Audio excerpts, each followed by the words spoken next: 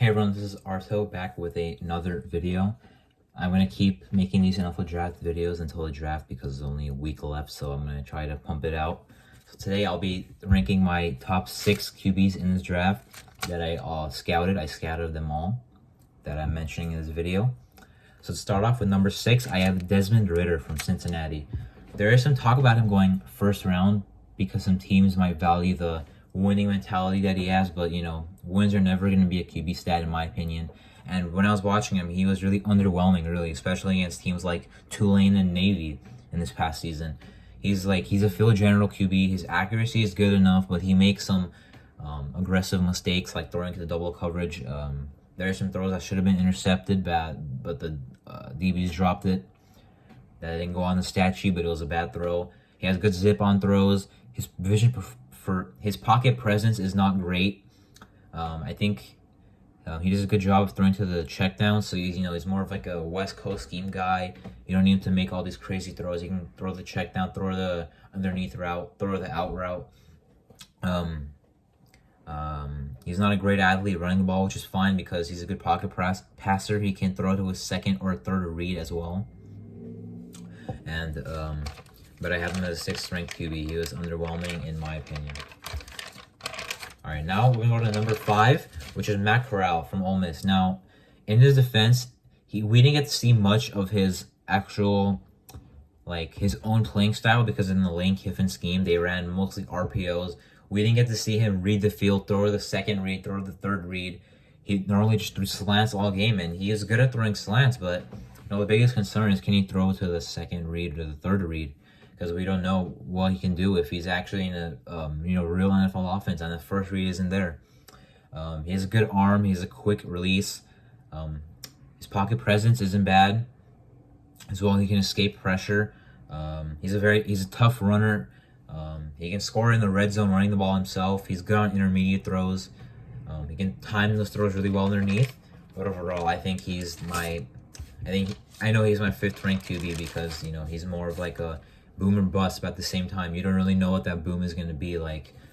You don't know what he's going to really do for you. What type of scheme do you need to put him in? A scheme that runs the ball the most?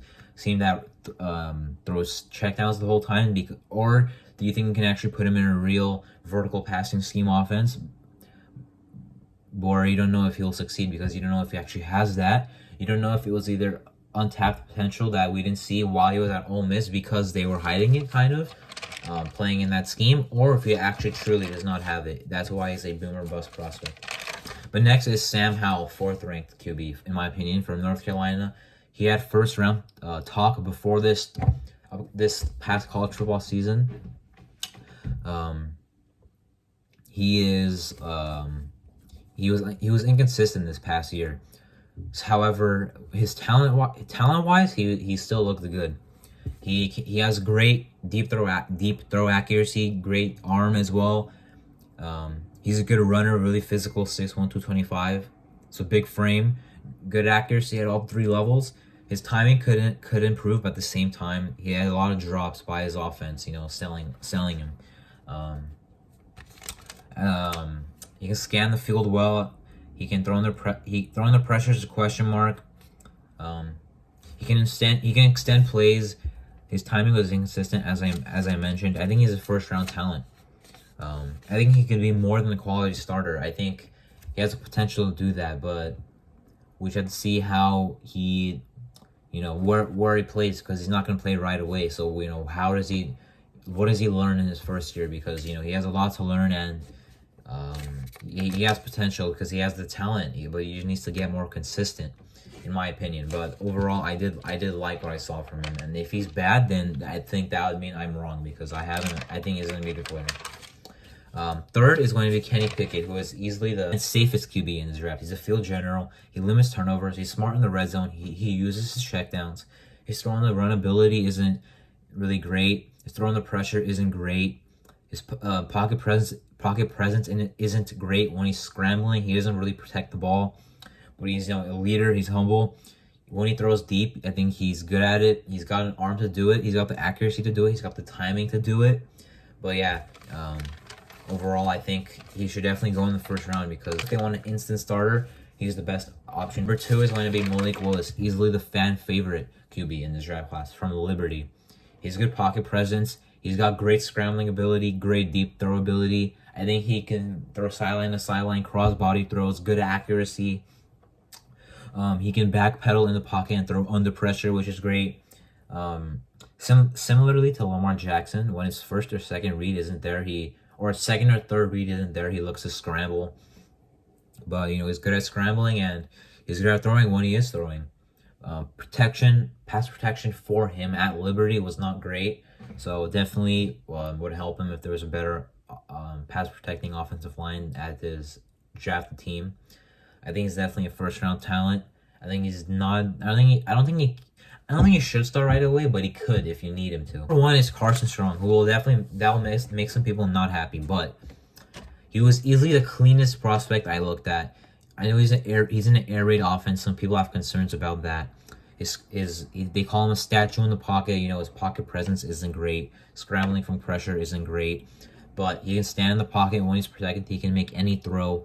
He has good accuracy, good arm. He can read the field.